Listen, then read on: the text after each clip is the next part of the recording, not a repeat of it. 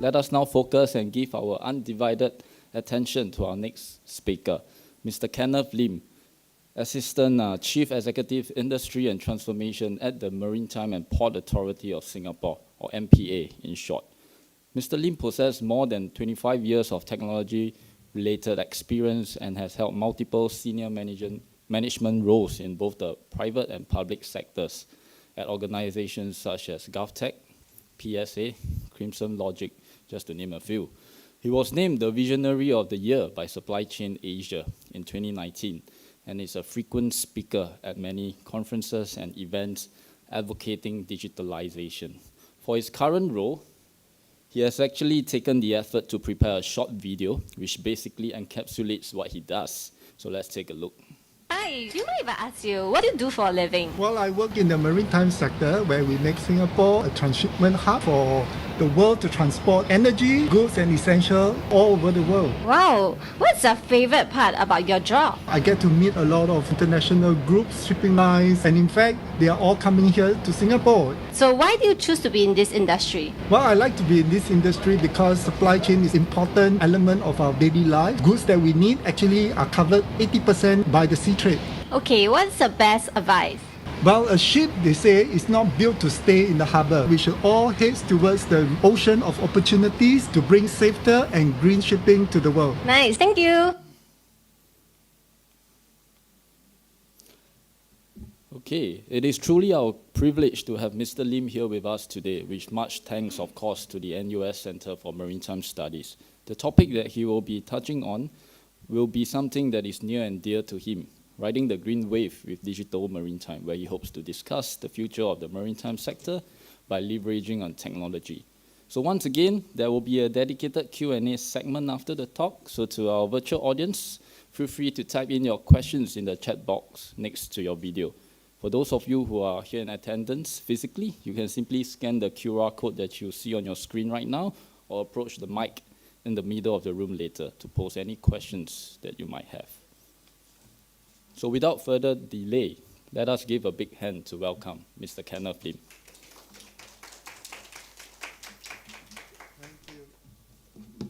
Good afternoon, everybody. I hope you had your lunch. And I know after lunch segment is the most difficult segment. I have to keep you awake for the next 45 minutes. So let me just start. I wanted to cover some parts of the maritime so that you get to know. In the air sector, you'll be very familiar, right? You go tour, you take the airport, and everyone can see the airport, how it operates. But your lunch just now and many of these goods that we are using every day actually comes from the sea. So it is a good time to introduce maritime to every one of you. And I will also say that the maritime is the backbone for a lot of trade and economy. So the world international trade really is moved by the sea transport 80 to 90% of the time. So your goods from Australia to China, you come from Brazil to USA, everyone actually had to use the sea transport. And Singapore plays an important role in the sea transport. Right? And if you can see that Singapore, we license PSA and Jurong Port, both to handle the container and the conventional cargoes. And many of these may be not known to the public, is that we are actually also going through a lot of this industry 4.0, green, and digital. So please don't have in your mind that when you talk about maritime, it's only seafarers. It's not only sailors, the Papa Main. It's not only the workers in the port, but there are many areas in which we can look at for both digital and green. But I will maybe introduce you to the maritime by a short video in terms of how Singapore has evolved over time from the port to where we are today and where we are going to the future. So please enjoy this short video.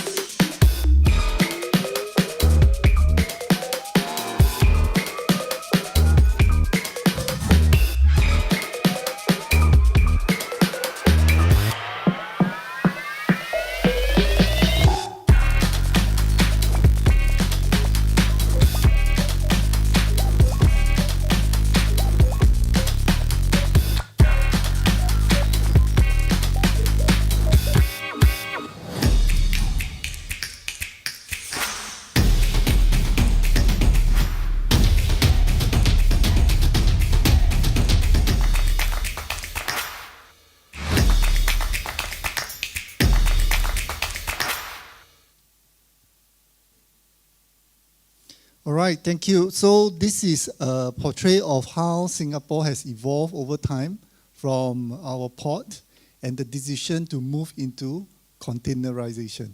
Once containerization happens, you know that there are many equipments, digitalization, and manpower skills that you need to develop. And that is why the port in Singapore requires a lot more talent in terms of all the capabilities in Industry 4.0 or digital or green. Also meeting the net zero target at 2050. So you see in the video earlier on that actually we have grown, and Singapore is the largest transshipment hub in the world, meaning that based on our geographical location, a lot of big ships will call on Singapore. They will put their containers here, and another ship will come and pick up another containers. It's like a relay. So this transshipment hub plays the role vitally in the global trade, and also for Singapore and the jobs created in this area. This is not only just the port, but also many shipping lines have set up in Singapore, whether they are from the Chinese, the Indians, the Greek, the Japanese, the Koreans, the Europeans. They all set up many shipping companies in Singapore because they need to coordinate all the goods transfer, whether it's in container or whether it's the minerals or whether it is even tankers, fuels, oils. All this passes through Singapore. So I think this is a business-to-business industry, and that's why we thought it is important to highlight to many of you here the importance of seaport in Singapore. So that is my first segment in introducing you to the Maritime in terms of all the equipments and all that. I remember when my first job was actually in the port. I was in the campus, and the recruitment came, and they showed us these big cranes, which is like the Star Wars giraffe. You know, this is the big cranes that actually used to offload and load the container. In fact, when we look out in our windows, if you see a lot of cranes coming down and working, we know the economy in Singapore and the world is good. When the crane is up, we know that actually the trade is being lowered, reduced, and therefore economy in the world is actually not so good. So actually the seaport in Singapore and the rest of the world is actually playing an important role. But the seaport need to catch up with time as more digitalization happen, as containers the container ships are getting bigger and bigger. You may know that actually one ship could actually house 23,000 containers on board the ship. With 23,000 containers, which I think there's a lot of cargoes, how do you use automation and digitalization to improve the overall efficiency? So my second segment is to use some of this to describe to you the digitalization effort in the Maritime. So the first one is really about when the ships calls on Singapore, how efficient can we handle the calls? Anyone would like to guess how many vessels calls on Singapore per year? Right? Almost 130,000 vessels call on Singapore every year, right? So at the peak, we have almost like 140,000 vessels. So, if you go to East Coast Park, West Coast Park, if you look out, you're always seeing some vessels in our waters. These are vessels staying there to take bunker, which is all the fuel that they need. They also need to take supply, right? Because during the voyage, what are the supplies that they need? They also need machineries, they need spare parts. So many of these are happening in Singapore. So in order to help all the vessels calling on Singapore, we need to have an automated way of allowing vessels to declare what they are carrying and when they are coming and who are the crews that are coming, so that you have the ICA, the immigration, who will clear the crew. You have MPA clearing the vessels, and you got NEA clearing if there's any dangerous goods or goods that may affect the environment. So many of these agencies work together with MPA to clear the vessels before they even come to Singapore, to safeguard our territory and, of course, our citizens. So many of these have yields good efficiency because shipping lines are actually going from ports to ports around the world. and therefore they need efficient calling. And besides digital port will be digital ocean, which is another big areas in which we collaborate with different ports to standardize on the way that the vessels call on each port so that the vessels can be more efficient. And we work with many of the solution providers in terms of all this technology. So I think digital technology will be an important part in our life, in daily lives, as well as for shipping. Just in time is a concept that we encourage all our shipping partners to work with us in Singapore. So by the time a vessels arrive in Singapore, we must be able to schedule all the various activity that the vessel will take in Singapore. So obviously, first thing, they need to unload or load their cargo. They will also need to replenish their goods. They need to repair their ships. They need to change their crew. They may also do other activities like taking fuel. All these activities that is happening out in the anchorage, we call it the waters around our island, needs to be orchestrated, need to be put in time sequence so that all the activities can be done safely and efficiently. So this is what we call just in time.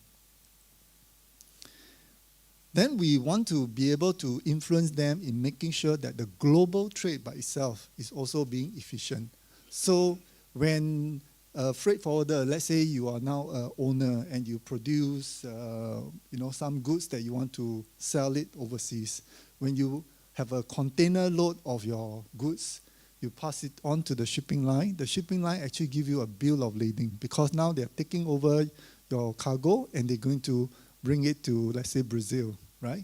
So they give you this bill of lading. And whether this bill of lading is being digitalized is an important document. Whoever holds this bill of lading actually holds your cargo, which equate to a lot of money from the banks. So banks, the port, the shipping lines, the cargo owners, consignee, all these are important players in the bill of lading that we encourage digitalization. The next thing is the bunker delivery note. In Singapore, that's the only country in the world that we have mandated the mass flow meter on board a small vessel that do the refueling to the big vessels. If any one of you, in Singapore, land-based, we know we go to a petrol station, we pump the petrol, we go to the cashier, they give you a receipt. But in the big vessels, they take tons of fuel. And, you need to make sure that the flow of the bunker the quantity is accurate. This is called the bunker delivery note. And in digitalizing the bunker delivery note, it also means a lot of financial terms because each take of a fuel actually involves a lot of financial instruments, right? You need to take loans, you need to take credit for building up this delivery note. So all these are important aspects. You may say that, well, this is automation of the processes, but there's also other areas, exciting areas that we are looking at. 3D printing, you may think that this is for manufacturing. It is also happening in the maritime sector. So many of these goods in 3D printing are essential for ships because ships goes on long voyages, and if parts are missing or parts are damaged, how are you able to get it quickly? So Singapore almost command 25% of the global ship supplies. So when the ships call in Singapore, actually they do take in a lot of supplies. So imagine you need a parts of your ship. Before you sail to Singapore, you make a call and someone can actually print the parts for you, ready, and use a drone to deliver to your ships. So these are exciting areas in which we use technology. So the drones is important aspects. Either you take a boat or you fly a drone. So these are the various means in which you can transfer your goods, whether supplies, cash, or even bunker supplies. So sampling of the bunker. And of course, we have a contactless check-in kiosk to also allow ease of our seafarers to do many of the aspects. So maybe, again, pause here to show you a quick video in terms of some of the digital aspects and innovation aspects of Maritime so that you can get a better view.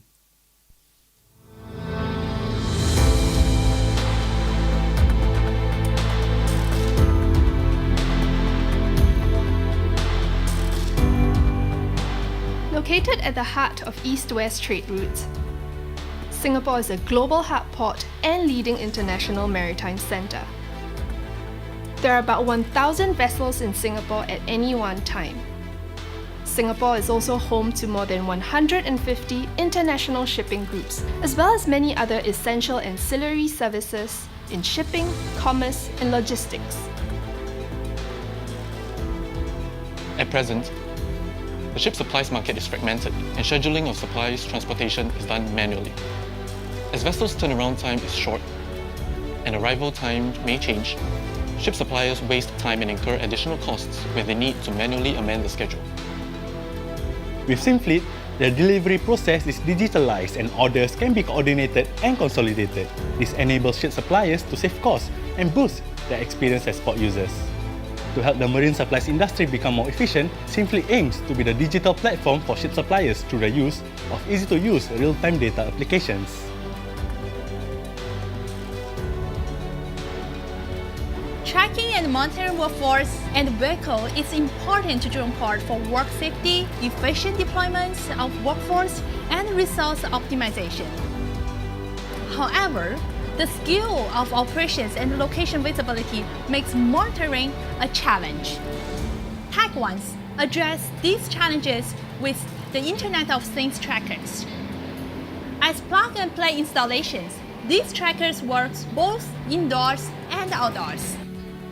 A customizable tracking app provides the managers and supervisors better awareness of the location of the assets and workers at any point of time, which enable them to access data in real time and make timely and accurate decisions. When your car needs to top up fuel, you would drive to a petrol station. For ships, mobile petrol stations in the form of small oil tankers deliver fuel or bunkers to them. There are many parties involved in the bunker supply chain. Most of them use Excel worksheets to manage their bunker deliveries and schedule. Changes to the schedule and orders are done via WhatsApp, email, and phone calls. And if there's a change, such as a ship's delayed arrival, bunker deliveries need to be rescheduled, and these changes will need to be communicated with the various parties. With web-based software such as Bunker Maestro, the bunkering process is simplified and optimized. Bunker operators can fully optimize their fleet and increase operational efficiencies. Over 80% of trade is conducted via shipping, and sulfur content from ships' emissions significantly impact our climate, health, and marine life. We have developed a methanol-fueled injection system that can be integrated onto existing diesel engines. This is a ready-to-use system that enables vessels to save fuel costs and reduce sulfur oxide, nitrous oxide, and greenhouse gases emissions from fuels like diesel. As a ready-to-use biofuel methanol direct injection system, we want to ensure changes to the existing engine are kept to the minimum. Reducing the amount of sulfur content emissions from ships mean cleaner air and a greener earth. Singapore's waterways are very busy. The use of technology and digitalization of our manual systems can bring about new capabilities to enhance safety at sea. AsiaTrack's server enhances commercial navigational radar into surveillance-capable radar. With AsiaTrack's proprietary Track Before Detect technology, we are able to detect small targets. We also have an automatic warning system that warns the users of impending collisions between ships or with stationary objects, such as floating buoys. AsiaTrack provides real-time, detailed information sharing, enabling a smarter and faster response. Our maritime industry contributes about 7% of Singapore's GDP. To stay relevant as a leading maritime nation, the Maritime and Port Authority of Singapore is catalysing a new generation of technologies to enhance productivity at the MPA Living Lab. This is a partnership platform for technology and capability development and will shape our future port operations. Together with our research partner A-Star, we leverage on AI to develop the risk evaluation algorithms, which predicts non-linear vessel movement to better detect potential collisions with the smarter collision detection algorithm. Another research area that is being looked into is to augment radio communication between ship and shore and advance towards a digital data exchange system. With this digital data exchange system, we also aim to create a system that can simplify the task of generating reports required and automatically submitting these reports when vessels approach Singapore waters. Ensuring safe and efficient passageways for vessels will keep vessels coming and passing through while enhancing Singapore's competitiveness against other ports.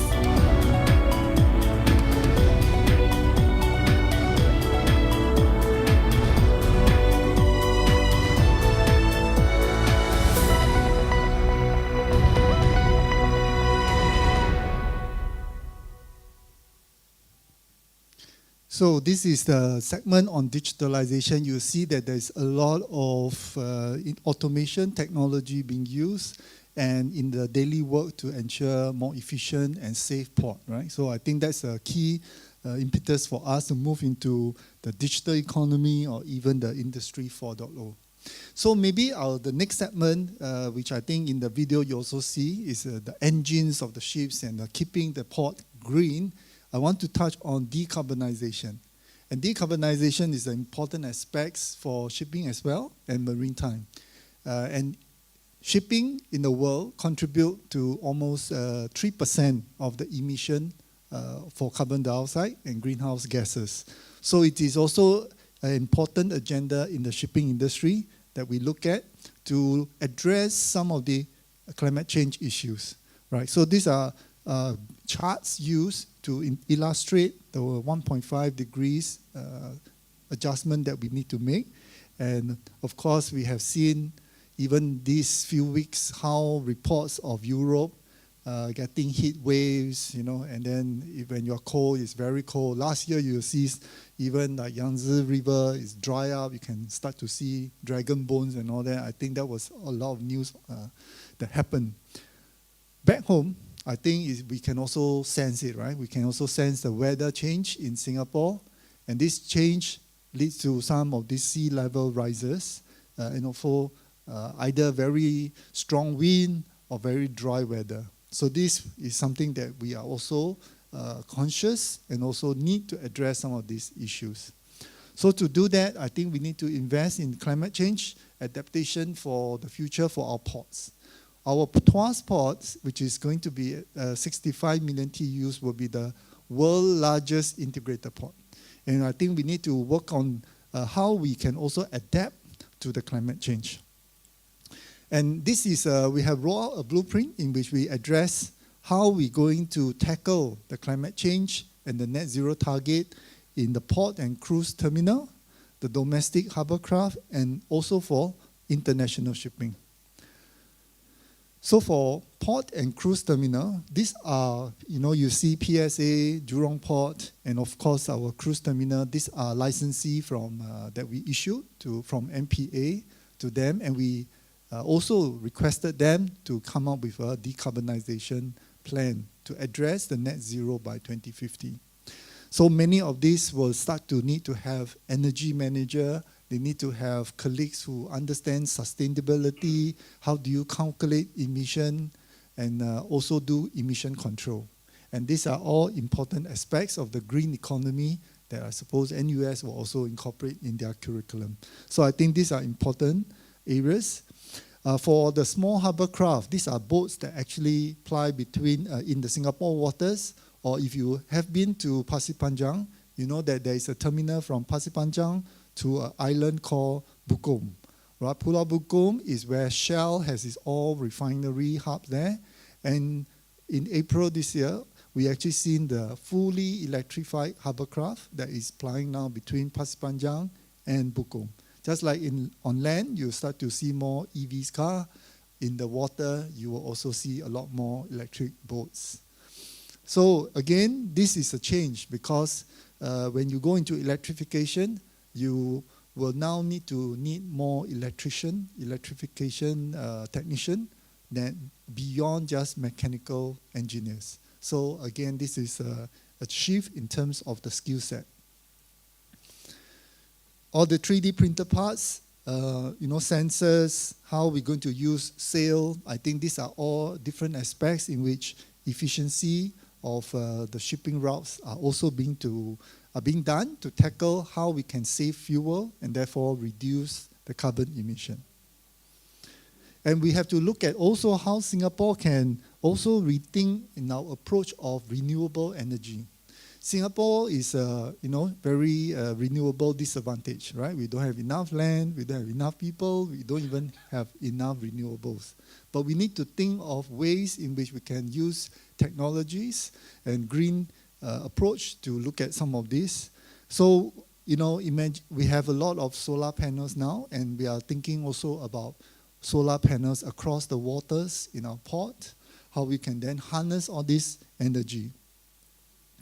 To do that, I think we need to look at efficiency of the design of boats. How do you aggregate demands? So boats are now being aggregated to take on the orders at one go, and also looking at banks, working with banks to do financing, the green financing of all these assets on our waters.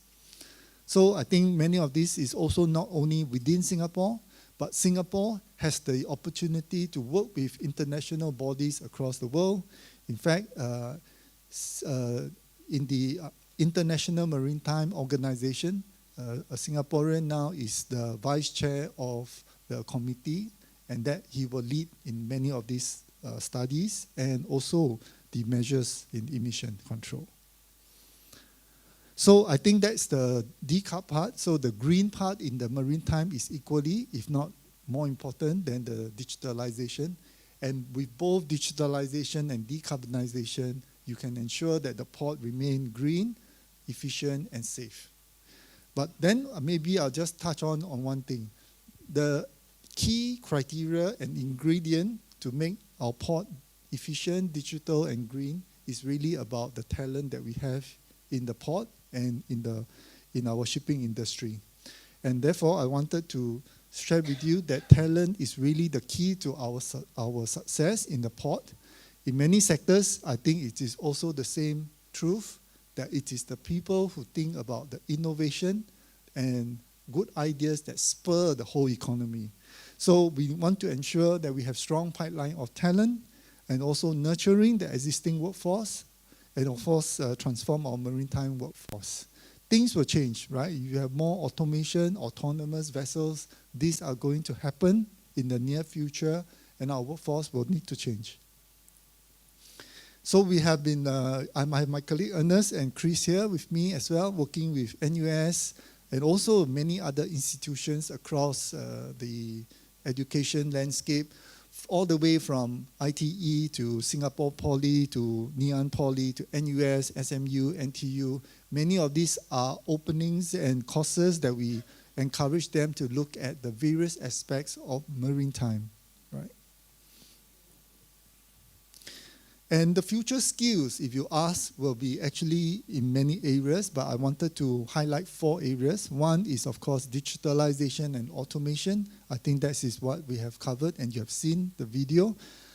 We have also talked about maritime green financing and also fuel safety. So these are very important areas. But one of the also upcoming areas is cybersecurity, right? As security and safety has always been the most important aspects of maritime, given that it carries 80 to 90% of the goods around the world. So if the vessels are being digitalized, they also need to be cyber secure. So this is an important aspect, and that new skills and new colleagues with such skills are in high demand in the maritime sector. And also, there are career opportunities for maritime students. I think for graduates who are looking at seafaring, at helmsman, shipping operation, shipping agent, there are many aspects. So Singapore has almost more than 5,000 establishments of companies in shipping, besides PSA, Jurong Port, which are of course, they are the port operators. There are many, many shipping companies that are based in Singapore. So you have a choice, a wide range of choice, whether you want to work on board the ships, in the port terminals, or even in CBD areas for commercial aspects. So there is a wide range of jobs for maritime, not only for students, but also mid-careerists. So maybe just a bit of a description of MPA. I hope you have heard what is MPA. So I'm from Maritime and Port Authority, right? It used to be PSA. PSA is called Port of Singapore Authority. And then in 1996, PSA take on the commercial aspects of operation, and the regulatory function is spin out, and it's called Maritime and Port Authority. So MPA drives this global maritime aspiration in 3 big areas: to maintain our premier global hub port status in Singapore, making sure our ports are safe, efficient, digitalized, and also to create an international maritime center in Singapore. So as I mentioned, many ship owners, operators from around the world have come to Singapore to establish themselves because they see a good potential of Asia businesses and bloom in this part of the world.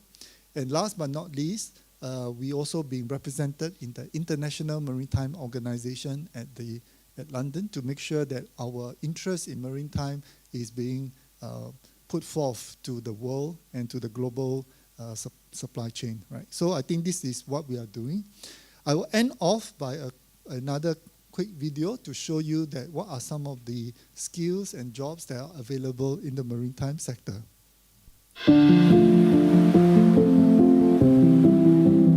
It's like heeding a call, the flow of the current, to transform our horizons, make a difference. Like how streams flow into rivers and into seas, how small dreams become big ambitions. How we move into uncharted territories, shaping potential into reality.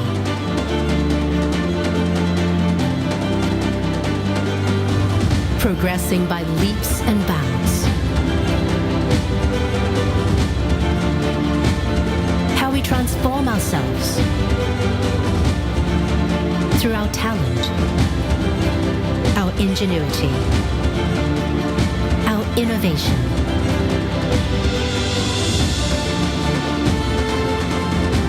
It is here where everything connects.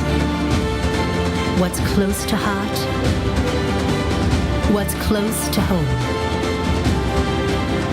A part of our beginnings, transformed at the core of our identity to become one of the world's best.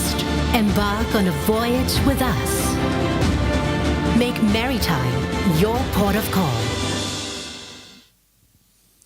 So that's about my intro to you about maritime, about the shipping, the ports, the regulation, the commercial, the International Maritime Center. I hope you had a better view now. The next time you are in West Coast, East Coast, when you see a vessel, you can relate to it. And when you go to supermarket, you can relate to where all the goods are flowing around the world. All right, so maybe I will pause here and take some Q&A if there is any. Thank you. Sure. Thank you, Lim, for offering your time and expertise. I'm sure the audience have their fair share of questions. So let's go straight to the Q&A segment, shall we? Okay, once again, before we start to flesh out any questions that were submitted online, perhaps I'll just extend the invitation to our physical audience here. Anyone who would like to pose the first question, just feel free to head over to the mic and let us know what you think. Sector in general, just about anything. All right, if that's the case, let's take a look at the questions that were submitted online. All right, first question of the day, interesting one and of course relevant one because speaking about careers earlier. So what are some of the internship companies that NUS collaborate with? And I think this is a good question to start off with. I think in internships there is a wide range, as I said. Interns could actually take in the form of course, the port terminals operation. So they can actually go to Jurong Port, PSA to do internship. But also importantly, we also open up to many maritime companies. In fact, later on, if anyone interested, please talk to Chris and Ernest. We have a global internship program. The aim of the program is to allow the students to actually do a 6-week stint in overseas. Because the very fact that shipping is an international business, we encourage our interns to actually travel overseas to do work with their counterparts in other countries. So countries like Norway, or you can be UK, or in Greece, it can depending on where the shipping companies are. So I think these companies can be shipping companies, shipbrokers, can be also going into other maritime legal firms if there are. Slowly we are seeing that there are many startups that have actually established themselves in Singapore. So interns can also perform their internship at the startup areas, and then they get to know what are some of the challenges that the maritime sector is working on, and they can develop solutions and attract a venture capital fund to spur their business. So I think the internship companies has a wide range. In fact, I think we have almost 300 over interns over the past few years that we have seen establish the program. And we also have a sister organization called Singapore Maritime Foundation. This is a subsidiary that we form together with the industry, such that they actually focus on getting industry leaders to talk to interns, to talk to schools, and also to create bursaries and scholarship as well. So I think it's a wide range of mechanism in which we can reach out to all our interns. Great, thank you, Mr. Lim. Interesting and diverse range of opportunities there. So yeah, next question, please. Okay, if we, and I suppose the we is referring to prospective students or program. So if we are working full time, then how will the internship component work? If you are working full time, I believe that in the NUS there's this Masters of Maritime Technology courses, and as part of that course, you actually have to participate in some projects, and these projects can actually be dealing with challenge statements from companies. So actually, I think even if you are working full time and you are taking on the master course, then you will have the opportunity to listen to challenges of shipping companies and use your knowledge that you learn from the master course to attempt to give a solution. So I think that's also an equally important exposure. Of course, there is also mid-careers program in which interested full-time working adults who wanted to try out maritime can also participate. Yeah. Thank you, Mr. Lim, for sharing the insight. So as we move along the online questions, just a reminder to the physical audience as well. Anytime you have any questions, just raise your hand and then we'll pause and let you head over to the mic and ask your questions. Yeah, so with that said, let's take a look at the next question. Okay, interesting one, an interesting question posted by Devika. So will we be able to enter the maritime industry when we have studied business or other unrelated tracks prior? Thanks, Devika. Yes, indeed. If you look at many of these videos, you will see that actually it's a wide range of careers in maritime. So if you are technical, you go on to some of the technical tracks. But if you are doing business, you are doing chemistry, or you are doing legal, there is also equally opportunities, because the whole maritime is almost like an ecosystem. You need lawyers, you need financiers, you need bankers, you need business brokers. You also need technical staff, seafarers, navigators. So it's actually a very wide-ranging job opportunities as well as exposure to all schools. In fact, there are many companies who actually take in a diverse group of talent. Even if there are data, you have IT, infocom, cyber, these are all wide-ranging. Even those who may not excel in academic but actually have a flavor for brokering jobs, there is also equally enough opportunity for everyone. Thanks. Great. Thank you, Mr. Lim, for sharing your thoughts. So shall we have the next question? Okay, does the green wave in maritime result in an increase in the cost or expenses in maritime sector? Thank you, and this is a good question actually. For it's was it 1 month ago or so? A supermarket start to charge you if you need to Was it 10 cents or 5 cents? 10 cents, right? 10 cents. Yeah, so they say that actually green consumer like us also need to bear some consequences, right? So I think it is the same throughout all industry. But the other thing is to consider the cost of not doing anything. And I think we already have first-hand experience of the climate change. And therefore, the question is for our next generation, how are we going to leave this so-called Mother Earth to them? There is a high price to pay. So from the government perspective, for domestic, we already have a carbon tax, right? So a carbon tax is actually a form of taxation for carbon emission. So if the alternative to that is to reduce the emission, then you can avoid the carbon tax. So it's actually a savings. For international shipping, there will also be areas like that. So Europe has actually announced that by next year, they are going to have a Europe emission trading scheme. So shipping lines that are going to Europe, they will have to use new fuel.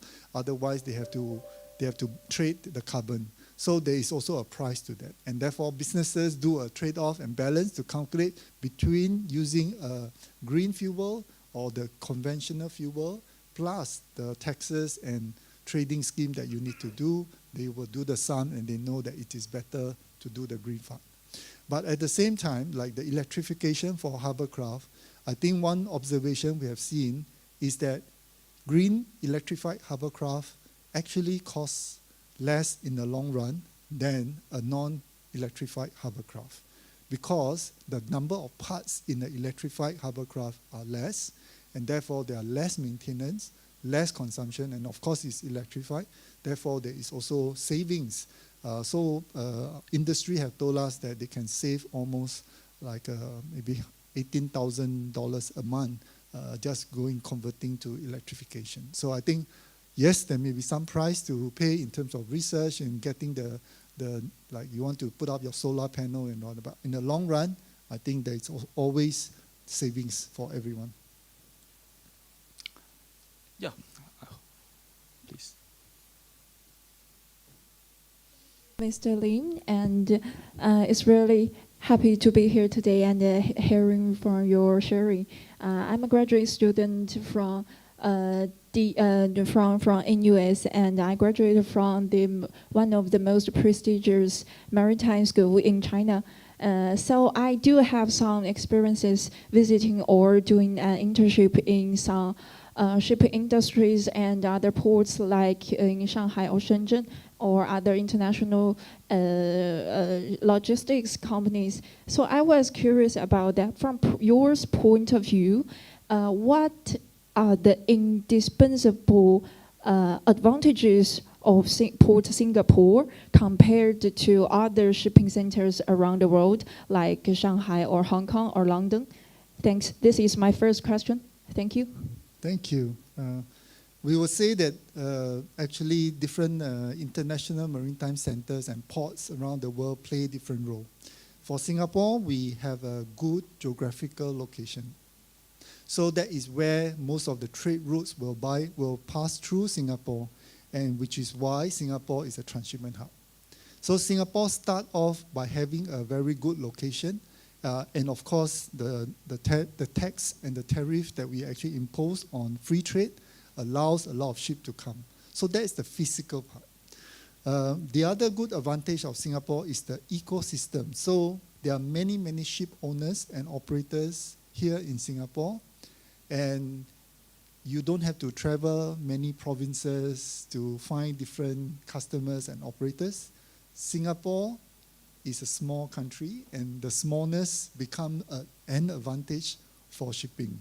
Because if you want to talk to an Australian miner called BHP, it's actually just next building to a shipbrokers who is from, say, China. So a Chinese who is importing goods from Australia can actually just meet over coffee within the same block. So I think that is a very strong signal that we have heard from the industry, that proximity for Singapore is an advantage. And of course, this takes almost 20 years for us to build up this whole ecosystem. So we There is the role of MPA going out to get the different ship owners to establish themselves in Singapore. And many of the good pioneers have done that over many years. And now that they have established the owners, the operators, then the insurance start to come over, the banks start to come over, and you start to see a lot more vibrant ecosystem. So I think Singapore, the third reason probably is because Singapore continue to look at new talent, looking at talent, at digitalization and decarbonization, and we continue to improve ourselves. You know, they always say Singapore government is when they say, the government say they will do and deliver. And that is one of the strengths of the Singapore government, is to make sure that we keep preempting what is the needs and challenge in the future and try to prepare our workforce today. I think maybe 3 advantages that Singapore has. Okay, thank you. And I've got a second question. Just as you mentioned earlier about the Singapore and MPA's effort towards decarbonization and digitalization, what is the maybe the challenge of the next decade for MPA, and on the basis of that, what kind of talent, as you mentioned, are in demand for MPA for the next generation? I mean, what are the recruitment demands for your yeah? Yeah, thank you. And I think for MPA and shipping, I think the digitalization and decarbonization are the key areas. The reason is Tuas Port, as I said, we are going to have double the capacity at 65 million TEUs, but the workforce will remain, which means today I'm handling 37.5 million. Tomorrow I'm going to handle 65 million at the same workforce, and therefore the skills of the workforce now need to double. If I'm controlling 6 yacht cranes today, tomorrow I need to control 12 yacht cranes. So how do I do that? So I need to be able to use technology and digitalization. So a lot of the talent is looking at how do you automate and use technology. The other big area will be our sustainability, right? So I think many of the sustainability engineers, your chemists, and many of these as talent will be required in the industry, not only MPA, not only the port, but also to the shipping industry as well. So I think those are the 2 areas I think will be in shortage of talent. And if you go down to specific like electrification and all that, then we will have to have more electric technician rather than mechanical engineers. So I think different aspects of work will require different talent, which is back to the point that very likely in the future you will see a very diverse group of people working in shipping rather than very narrow focused group of people. Thank you. All right. Thank you, Mr. Lim, and of course, thank you to our audience for asking such interesting questions. So yeah, time is running short, so if you have any questions, not to worry, you can always catch Mr. Lim or the NUS Center for Maritime Studies right at room 331 at the end of this walkway after this session. So with the last concluding question, I'd like to thank Mr. Lim once again for answering the wide-ranging audience from both our physical and our virtual audience.